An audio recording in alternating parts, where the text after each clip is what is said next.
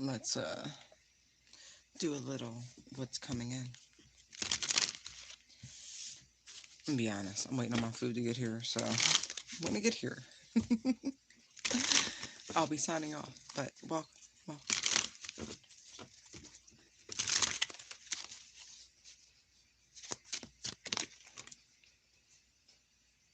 oh, look at that. I like that. Three of Swords, right? It came out sideways, but you know what? I'm gonna go ahead and turn it upside down because that's how it feels, right? Seven of Swords, the Sun. Four of Cups, the Six of Swords. Oh, it's too far.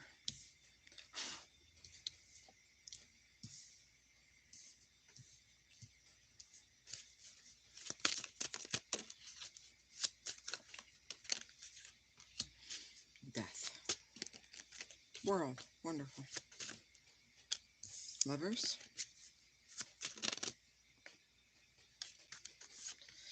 Five of Pens. No, Five of Wands. The Seven of Wands, and one more. Knight of Swords.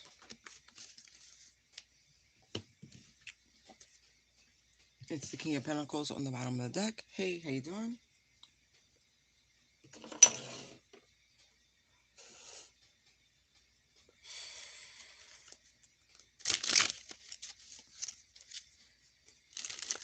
Hmm.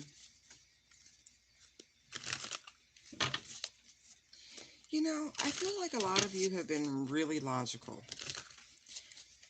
This energy is wonderful. The Three of Swords reversed, that means you're getting over things. The Seven of Swords next to it means that you've been really, really thinking. You've been strategizing, you've been reflecting to a point, but you've also been seeking enlightenment. And so this strategy of looking for enlightenment instead of just, you know, just disregarding things is actually going to lead you to a lot more happiness. Like,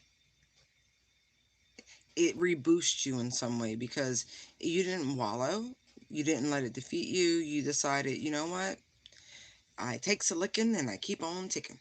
Six of Swords, like you're reflecting upon what you have, you accept your loss, right? Things leave your life, you accept it, it's just part of the circle of life. With the World card, you're choosing, right, to persevere, right? Five of Wands here. You are choosing to bolster a defense for yourself. You are choosing a positive road of affirmation and just it's different. Like you're not wallowing. I don't see wallowing because I see a lot of thought. I see a lot of decision. I see a lot of action. I see a decision not to wallow. Oh well, that didn't work, right? King of Pentacles over there. There's an investment of self. We have the Nine of Pentacles, right? Hello. And so you are repurposing, which is the most beautiful thing you can do. Let us look at the Three of Swords reverse. Tower. I feel like this is a monumental breakthrough. Turn that frown upside down. You're thinking, Queen of Swords. Like you're really, really, really thinking. It's like you're able now to finally like you pinch yourself like, okay, yeah, that happened. It's like you've checked yourself, but you've also relegated things to their proper perspective, if you will. I hear, baby, I used to love you, right? And not saying you don't, but you're choosing not to wallow. Seven of Swords. Six of Pentacles. It's like you're remembering who you are. Like, look, part of you is like, they always come back. Five of Swords, Fool, Six of Swords. That's twice, right? It's right here. And here is the Knight of Swords, yet again, repeating. Literally, the Six of Swords feeds. No, no, no. I'm sorry. That's the final card. But they're repeating. So I feel like there was a conscientious decision to release any sort of negativity. Like I have 4 6s out here right now. Mm-hmm. 1, 2, 3, 4. Right. Just saying. Hmm. It's like nothing ventured, nothing gained. If it comes back around, it comes back around. It's like, yeah, you got a new attitude. You know what I mean? Like it's not the same old, same old. There is a central focus in learning the spiritual lesson. We have seven swords, right? And so instead of letting things defeat you, you embrace it. You grabbed onto it. You're like, okay, again, there's this very much nothing ventured, nothing gained sort of attitude. It is what it is, right? Let's look at the sun.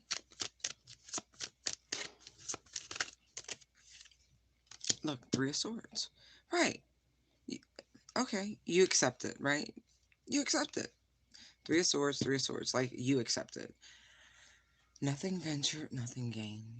But you're like, oh, you're not wallowing. It's like you didn't miss an opportunity. You know what I mean? You recognize it for what it is. Some of you, some of us, whatever, the collective consciousness, entangled for a moment. Nothing ventured, nothing gained. No wallowing. Like, even with all the cards that just came out, you don't see a bunch of cups, do you? It's okay. Four of cups. Five of pentacles. I feel like you don't mind allowing whatever this is, that ship to sail away, whatever, to disregard whatever this is, because it's like you tried. You tried. It whatever it was, it might have started out as passion, but it did something else, and you're just like you're accepting. Like the violin isn't being played. There's no wallowing. You know what I mean? Like this is wholly different. Six of Swords. Look, there's another six, Six of Cups. Like, yeah, you'll look back upon the good times, but you know what? You're over it. Yeah, this was a soulmate. Yep.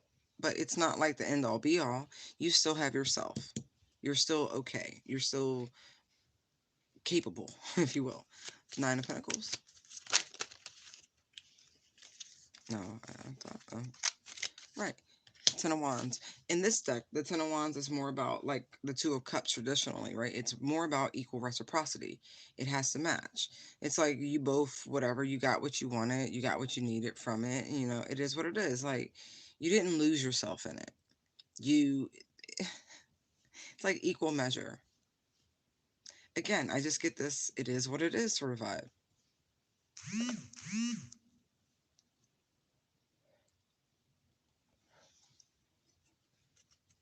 Death card.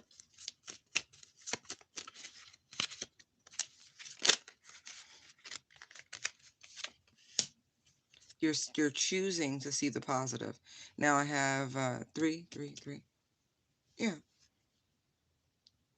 like there is a chance, right? Because this whole thing is going through some sort of paradigm shift. With the Death card, with the Three of Cups, you're choosing to excuse me, you're choosing to see the positive.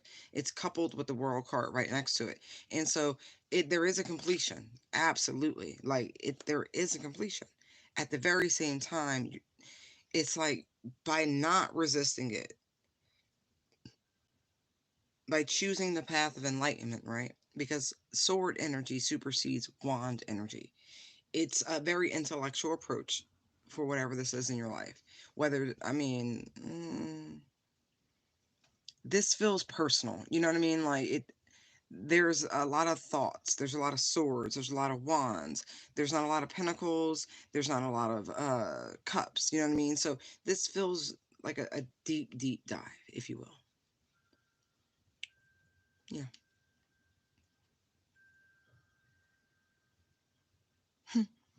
Yeah. But I feel like it's actually growing into something more because, like, this death card, right? You see, she's pregnant. And even though this thing is being shoved into the ground, there is something else being birthed. Here's the World card right here.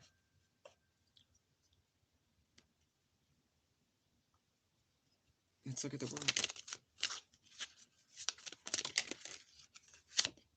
Eight of Cups. High Priestess, but it didn't flip. So, right, there is, in this card, the Eight of Cups is not about walking away. This is actually more about having a moment of weakness and someone coming to their senses, if you will. But there is almost like in someone's moment of weakness, it gives the other party a chance to gather themselves, focus themselves, protect themselves. And so, as one energy may want to make a some sort of reunion, a reconciliation, something like that, a return, if you will. Uh, the other may be more apprehensive because of the previous cycle, but what it's just very interesting. It's a transmutation where it's like runner, chaser, ebb, flow. You know what I mean? Like it's a season, and the season is changing between whatever this energy is. The Lovers, Knave of Pentacles, and the Nine of Swords.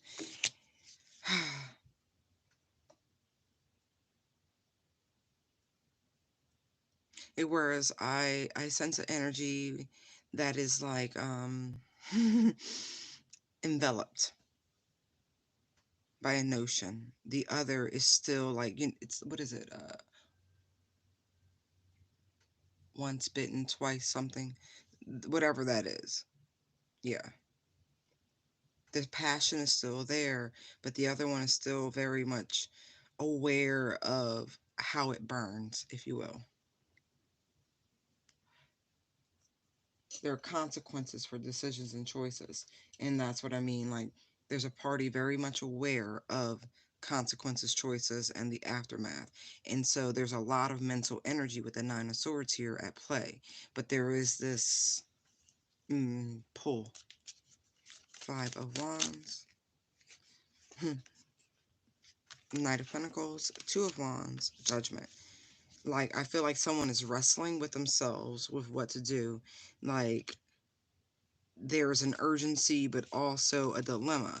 The urgency is because the Judgment card is here. The Divine is pressuring, like a crock pot, if you will, or a pressure cooker, where you can sense that the time may be near to turn off whatever the device is, but at the very same time, it's like, is it? mm, It's like watching popcorn being popped, is what it feels like. Seven of Wands, the Strength card, Four of Swords, Ace of Cups, and the Emperor.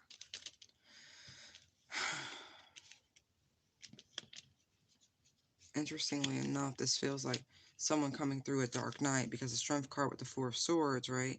Like they're overcoming this death of the ego, where rising to this pure consciousness within the Ace of Cups, right? A vibration of love, but more so unconditional love, where it allows one to be empowered and being able to utilize that energy to gather one's strength to make some sort of decisive action. We're here with the Two of Wands preceding it. It's more like there's no more there's no delay, there's no hesitancy, there's just this transmutation and this force, but it's a supernatural force that is like imbibing the energy, because that's what the Seven of Wands is. It's an energy. It's no escaping it. It's like all signs, all things say go. Knight of Swords, King of Cups, Ten of Pentacles, Four of Wands. Look at this. Oh, Ace of Wands turned over. I didn't even see it. Look at that. This is a like an overwhelming profession. The Knight of Swords comes out deliberately, but almost like diary of the mouth. And so this looks like a profession of love, family, marriage, devotion, new opportunities. Let us not waste. There's all of this. And so um yeah, but again, this is like it's like someone can't hesitate anymore. There's this weight that just has to be freed. It's like having something sit on your chest. Magician, Hangman. Right.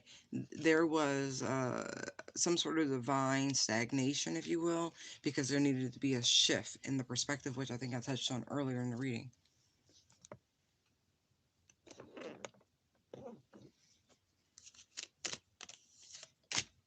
Ace of Pentacles. Right. Now would be the moment. Queen of Cups. King, Queen. Right. This would be the moment. Justice on the bottom. Knight of Wands. Hermit. Alright, guys. I'm going to leave it right there. Light and love. Bye.